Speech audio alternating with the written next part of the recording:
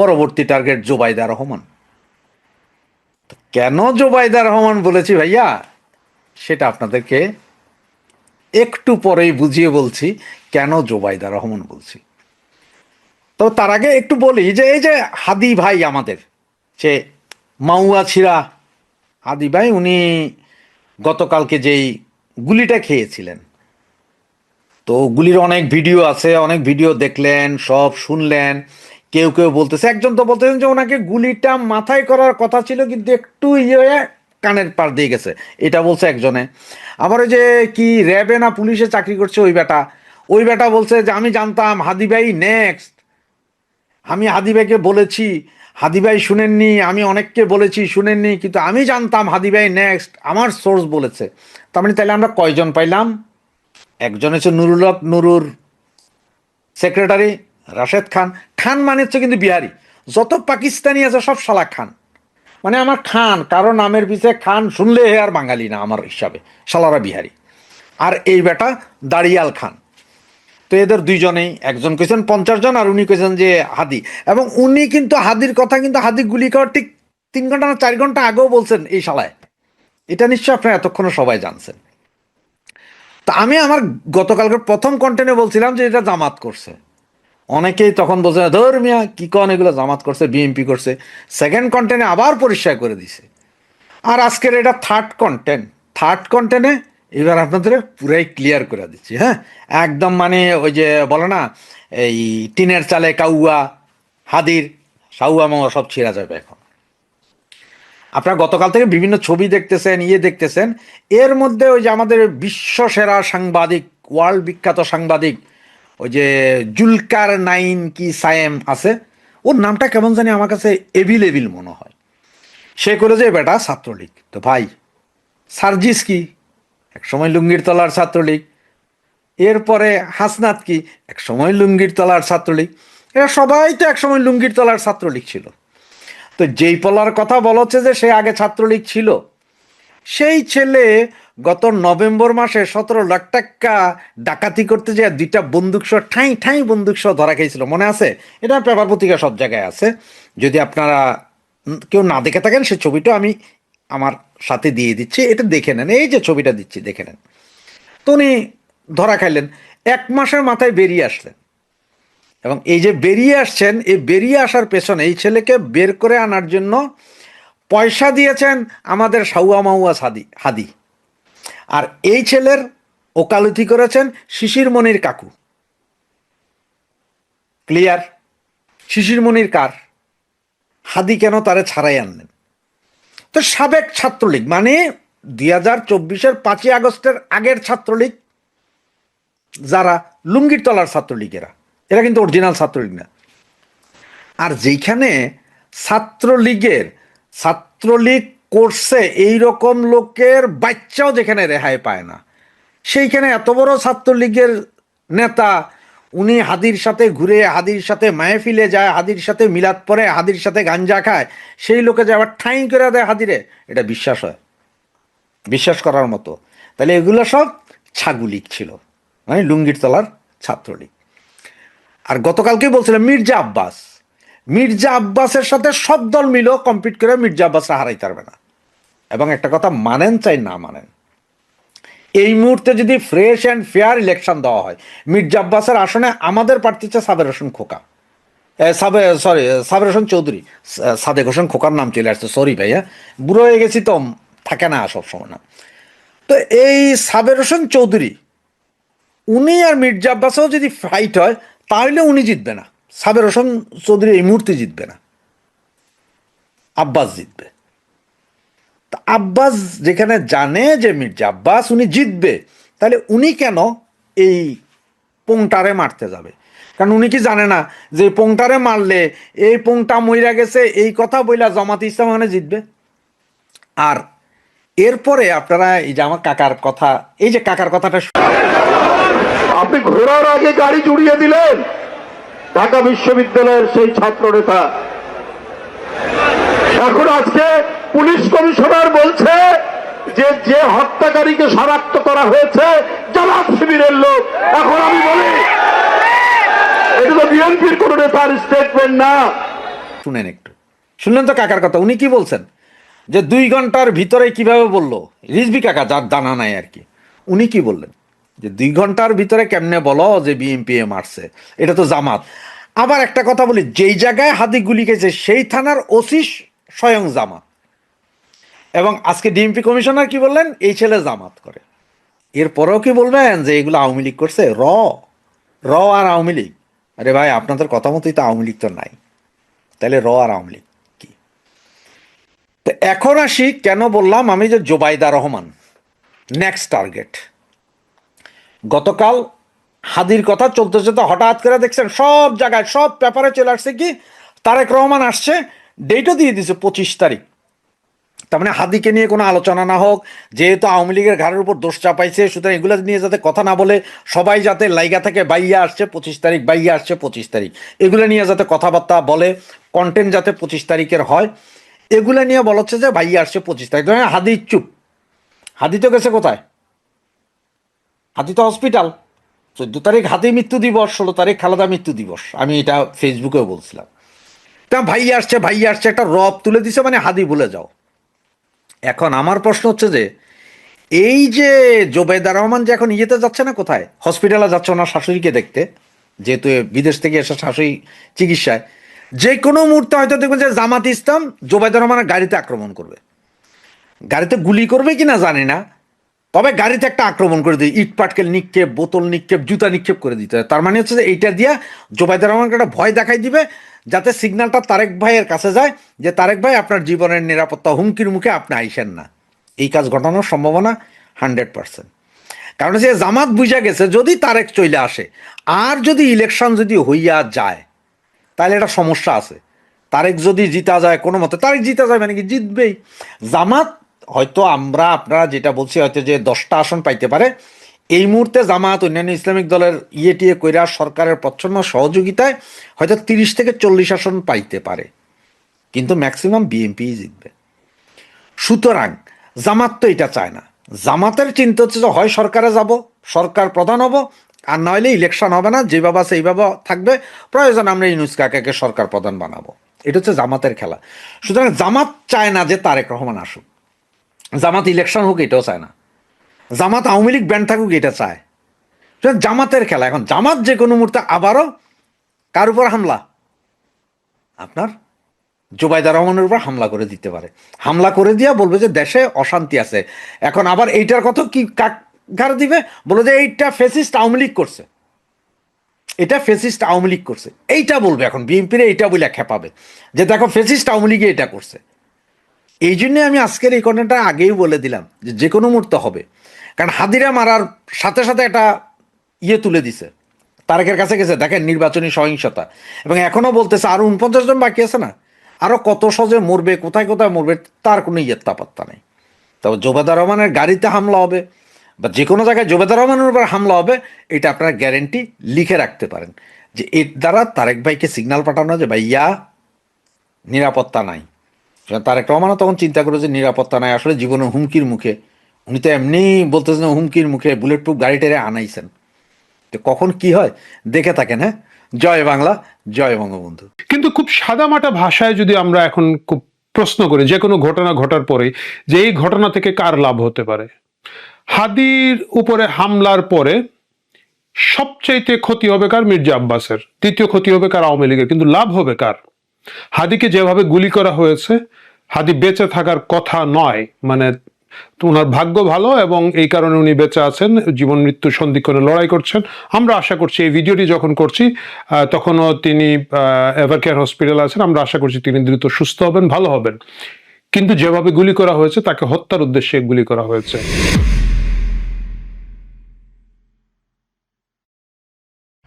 ইনকিলাব মঞ্চের ওসমান হাদিকে গুলি করা হয়েছে। প্রথম যখন আমি শুনেছিলাম তখন ভেবেছিলাম যে এটা হয়তো একটা রাজনৈতিক সংঘর্ষ, ভয় দেখানোর জন্য গুলি করা হয়েছে বা কিছু একটা।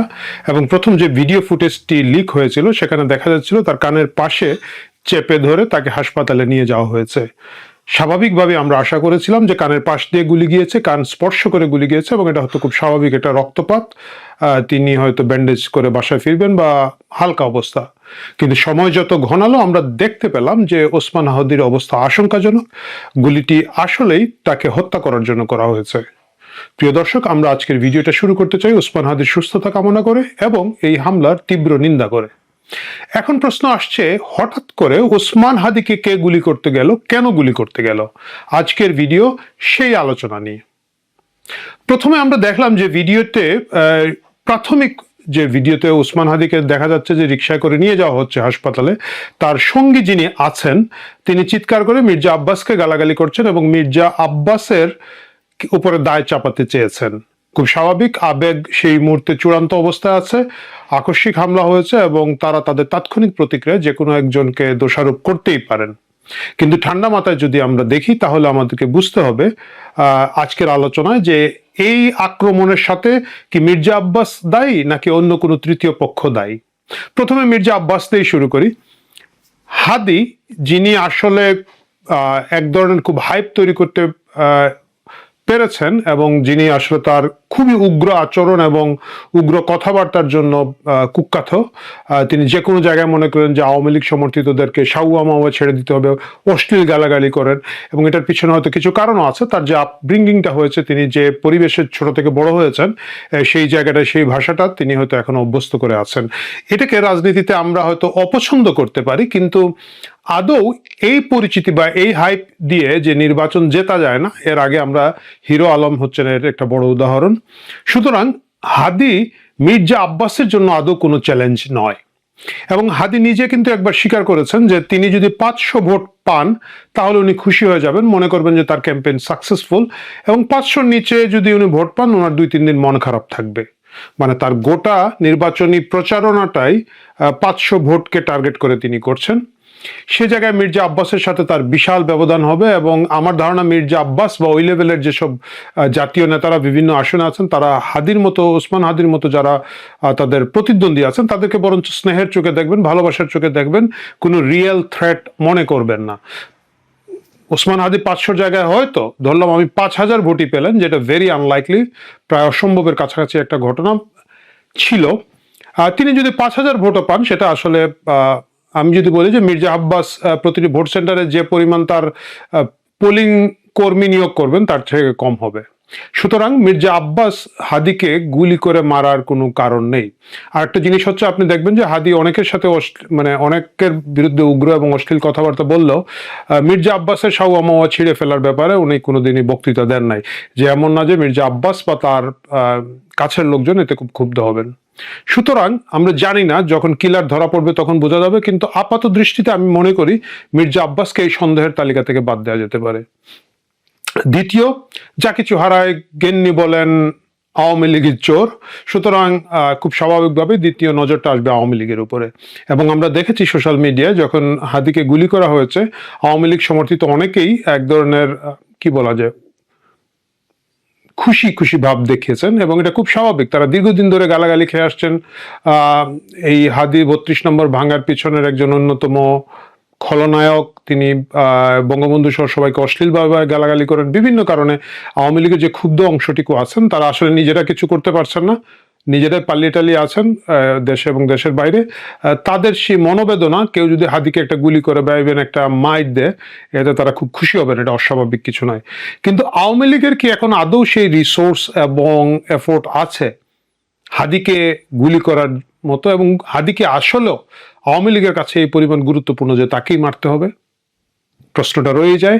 আমরা সেই প্রশ্নের উত্তর যখন হত্যাকারী ধরা পড়বে তখনই জানতে পারবো।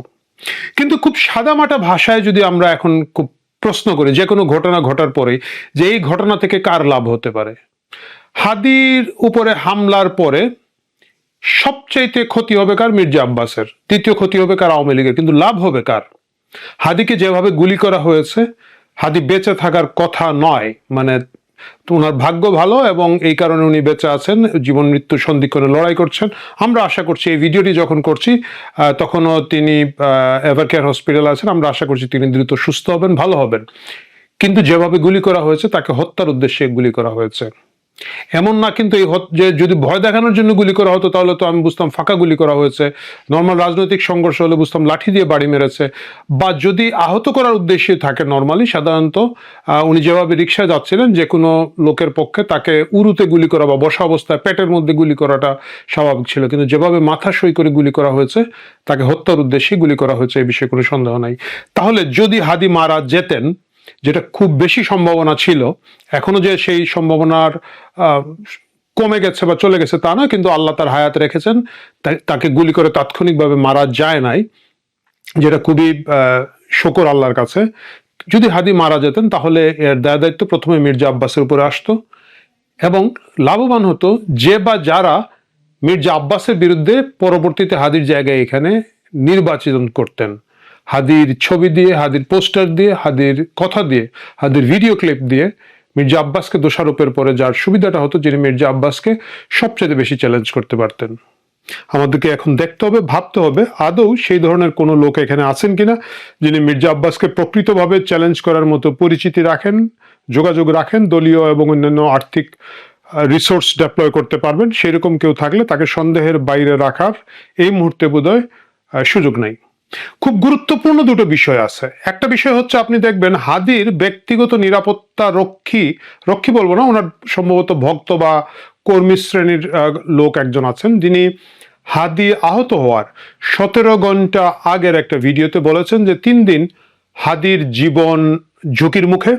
তিনি বলেছেন তিনি র্যাব 8-এর কর্মকর্তা ছিলেন, যার কারণে হাদি যে এলাকায় আহত হয়েছেন এই এলাকায় তিনি আগে কাজ করতেন, তার প্রচুর সোর্স আছে এবং তিনি হাদিকে সাবধান করে দিয়েছেন। আমি জিজ্ঞাসা করলাম, হাদিকে মারলে কি হবে, ও কি আর মারির ভয় পায়? সে আপনি জানেন যে আমি র্যাব 10 যাত্রাবাড়িতে 3 বছর চাকরি করেছি, এবং এই অঞ্চলে আমার প্রচুর সোর্স আছে। চাকরি করার সুবাদে, র্যাবে চাকরি করার সুবাদে সোর্স মেনটেন করতে হয়। আমাকে গত পরশুদিন একজন বলল যে ভাই, মারির সিরিয়ালে কিন্তু এখন হাদি। আপনার বরিশালে যে ফুয়াদ ভাইয়ের উপর যে আক্রমণটা হলো, আমাকে বেশ কয়েকজন কনফার্ম করছে যে এখন কিন্তু মারির সিরিয়ালে হাদি। আমি জিজ্ঞাসা করলাম, হাদিকে মারলে কি হবে, ও কি আর মারির ভয় পায়? তো ওরা বললো যে ভাই, মারির কেউ ভয় পায় না, কিন্তু হাদি ভাইয়ের গায়ে যদি একবার হাত তুলে ফেলতে পারে ওদের আত্মবিশ্বাসটা বেড়ে যাবে। আমি ডেঙ্গু রোগে আক্রান্ত, 1 মাস হসপিটালাইজ ছিলাম, এখনও দুর্বল। হাদি ভাইকে জানি যে উনি বললে আসলে শুনবেন না, উনি খুব ঘাড়তেরা মানুষ, উনি খুব সাহসী মানুষ, যার কারণে আমি নিজে এসে দাঁড়িয়ে আছি এবং সর্বোচ্চ চেষ্টা করব। হাদি ভাইয়ের উপর থ্রেট থাকবে 3 দিন। এবং তিনি বলেছেন এই জন্য তিনি হাদির সাথে সাথে ঘুরতে চান। খুব দুঃখের বিষয়, তিনি আজকে যখন হাদিকে গুলি করা হয় তখন তার আশেপাশে ছিলেন না, এবং তিনি পরবর্তীতে আরেকটা ভিডিও ক্লিপে দেখলাম বলেছেন যে মেট্রো রেল বন্ধ থাকার কারণে উনি সময় মতো এসে পৌঁছাতে পারেন না এবং এই জন্য উনি হাদির কাছে ছিলেন না। মেট্রো রেল হঠাৎ করে বন্ধ হয় নাই, কেন এটা ওনার পরিকল্পনার মধ্যে ছিল না আমরা জানি না। এবং এই লোকের কাছে এত সোর্স কিভাবে থাকে যে 3 দিনের মধ্যে হাদিকে মারা হবে এটা উনি জানেন? এই প্রশ্নটা আমাদেরকে করতেই হবে।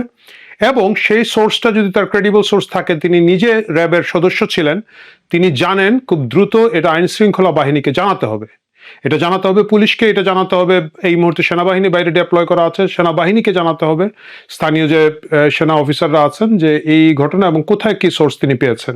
তিনি কাউকে না জানিয়ে শুধুমাত্র হাদিকে জানিয়েছেন। এই প্রশ্নটা রয়েই যায়, তিনি আদৌ বাকিদেরকে জানিয়েছিলেন কিনা, এবং যদি না জানিয়ে থাকেন তাকে জিজ্ঞাসাবাদের আওতায় আনা উচিত। প্রিয় দর্শক, আপনারা দেখবেন যে হত্যা মিশনটি করা হয়েছে চলন্ত একটা রিক্সা, দ্রুতগতির একটা রিক্সা, চলন্ত একটা মোটরসাইকেল থেকে একটাই গুলি করা হয়েছে বলে আমরা শুনেছি, এবং এটা একেবারে নিখুঁতভাবে একজন মানুষ রিক্সা বসে থাকলে মোটরসাইকেল ড্রাইভ থেকে উঁচু থাকে সেইখানে করা হয়েছে, মাথায় করা হয়েছে। শতভাগ একজন প্রফেশনাল কিলার যিনি শুটিং করে অভ্যস্ত, তার মাধ্যমে করা হয়েছে। এটা কোনো যে ছেঁচড়া স্থানীয় পাড়ার মাস্তান না। স্থানীয় ছেঁচড়া পাড়ার মাস্তান না হলে রিক্সা থামাবে, ঘিরে ধরবে, গুলি করবে এবং ধস্তাধস্তি করবে, এটাই আমরা দেখে থাকি বিভিন্ন ক্লিপে। এটা বোঝাই যাচ্ছে নিখুঁতভাবে করেছে এবং প্রায় মেরেই ফেলেছিল এইভাবে গুলিটা করেছে। সুতরাং হাদিকে যারা আক্রমণ করেছে তারা হচ্ছে প্রফেশনাল কিলার। এই প্রফেশনাল কিলারকে তাহলে ডেপ্লয় করলো কে? আমরা এখনো এই দেশের অনেক প্রশ্নের জবাব পাই নাই। আমরা এখনো জবাব পাই নাই জুলাই আন্দোলনের সময় কিভাবে, কেন অনেকগুলো স্নাইপার বিভিন্ন ছাদে ছিল, কেন সেই স্নাইপারগুলো একেবারে বারান্দায় দাঁড়িয়ে থাকা আর বাসার পাশে দাঁড়িয়ে থাকা ছোট ছোট শিশুদেরকে হত্যা করে মানুষকে উস্কে দিয়েছিল, কেন সাধারণ গৃহিণীকে গুলি করেছিল, সাধারণ ঘরে ফেরা মানুষকে গুলি করেছিল? সেই স্নাইপাররা আজও ধরা পড়ে নাই, সেই স্নাইপারের প্রশ্ন আমরা এখনো জানি না। এবং আরেকটা বিষয় আমি আপনাদের কাছে দেখাতে চাচ্ছি, সম্প্রতি স্বরাষ্ট্র উপদেষ্টাকে যখন জিজ্ঞেস করা হয়েছিল যে এতগুলো অস্ত্র লুট হয়েছিল থানা থেকে, সেই অস্ত্র উদ্ধারের কি করছেন উনি, বা এই ব্যবস্থায় নির্বাচন করা যাবে কিনা, না উনি বলেছিলেন আর ওইটা নিয়ে পরে কথা হবে, পেঁয়াজের দাম 40 টাকা বেড়ে গেছে। আসুন আগে আমরা এই ক্লিপটা দেখে আসি, না হলে আপনারা বিশ্বাসই করবেন না যে এই ঘটনা কেউ করতে পারে। আপনি জানেন যে 5 আগস্টের যে ঘটনা, তারপরে থানাগুলো লুট হয়েছে, এখনো অনেক অস্ত্র উদ্ধার হয়নি। এই অবস্থাতে বাংলাদেশে যে এবং সব থানাগুলো ফুল ফাংশন না, সেই ক্ষেত্রে নির্বাচনে আমি এইটা বলবো না, আমি এখন বলবো যে দেখেন যে পেঁয়াজের যে দামটা, একদিনে পেঁয়াজের দাম 35 টাকা বেড়ে গেল, এটা কিভাবে সম্ভব? তাহলে দেখা যাচ্ছে আমাদের স্বরাষ্ট্র উপদেষ্টাও যে অস্ত্রগুলো বাইরে আছে, অস্ত্রগুলো লুট হয়েছে, এই বিষয়ে খুব একটা কথা বলতে আগ্রহী নন। নির্বাচন ঘনাচ্ছে, আমরা সকলেই জানি নির্বাচন হবে, আমরা সকলেই জানি নির্বাচন দিতে হবে, নির্বাচন দিতে অনেকে বাধ্য, এবং আমরা সকলেই জানি অনেকেই নির্বাচনটা চায় না, তারা বেজার হয়, তারা চায় নির্বাচনবিহীন একটা সরকার ব্যবস্থা যেভাবে আছে সেভাবেই চলতে থাকুক। এতে অনেক স্টেক হোল্ডারের অনেক ধরনের লাভ ক্ষতি আছে। হাদিকে গুলি করা আসন্ন নির্বাচনকে অস্থিতিশীল করার একটা বিষয়। হাদিকে গুলি করার পিছনে যে প্রফেশনাল কিলার ব্যবহার করা হচ্ছে, এটা হচ্ছে পর্যাপ্ত নেটওয়ার্ক ছাড়া, পর্যাপ্ত ফান্ডিং ছাড়া এটা সম্ভব নয়। আপনারা দেখেছেন হাদির পাশে একটা ছেলে ছিল যাকে সন্দেহ করা হচ্ছে গুলি করেছে বলে, কালো পাঞ্জাবি পরা একটা ছেলে, মুখের মধ্যে মাস্ক বেঁধে রাখা ছিল, এবং সে কিন্তু হাদির সাথে খুব ঘনিষ্ঠভাবে ঘুরছিল এবং লিফলেট বিলি করছিল। স্বাভাবিকভাবেই ধরে নেওয়া যায় একজন প্রার্থী, হাদির মতো প্রার্থী যার আসলে খুব বড় কর্মী বেজ নাই, তার সাথে যে 5-7 জন ঘুরে বেড়ান, তারা হাদির সহযোগী সহযাত্রী, তাদেরকে হাদি চিনেন বলেই এইভাবে খুব কাছে এবং ঘনিষ্ঠভাবে নিয়ে ঘুরে বেড়ান। তাহলে হাদির পাশের কোনো লোক যিনি হাদির সাথে আন্দোলনে ছিলেন, হাদির সাথে পথ চলা করছিলেন, তাদের কেউ কেউ এই আক্রমণে জড়িত আছেন কিনা না, এই সন্দেহ এই মুহূর্তে উড়িয়ে দেওয়া যাবে না। এবং যদি থাকেন তাদেরকে আসলে কে চালাচ্ছে, তারা সেই গত জুলাই আগস্ট থেকে শুরু করে এই জুলাই আগস্ট পেরিয়ে আজকের এই ডিসেম্বর পর্যন্ত কাদের এজেন্ডা বাস্তবায়ন করছেন, কোন দেশি বিদেশি গোয়েন্দা সংস্থা তাদেরকে সুতা নাড়ছে, এই প্রশ্নগুলো সামনে আমাদেরকে করতেই হবে, এবং এই প্রশ্নের জবাব অবশ্যই খুঁজে বের করতে হবে। কেন খুঁজে বের করতে হবে, কেন এই হত্যাকারী বা হত্যা প্রচেষ্টাকারীদেরকে ধরতে হবে? কারণ এদেরকে যদি ধরা না যায় এবং এদেরকে যদি সময় মতো শাস্তি দেওয়া না যায়, আগামী নির্বাচনে প্রার্থী হিসাবে হাদি হয়তো প্রথম আহত হবেন, হাদি হয়তো বেঁচে উঠবেন, কিন্তু হাদির পরে যে আরো অনেক প্রার্থীর উপরে হামলা হবে না এবং তারা প্রত্যেকেই বেঁচে থাকবেন, এই নিশ্চয়তা এখনই দেওয়া যাচ্ছে না।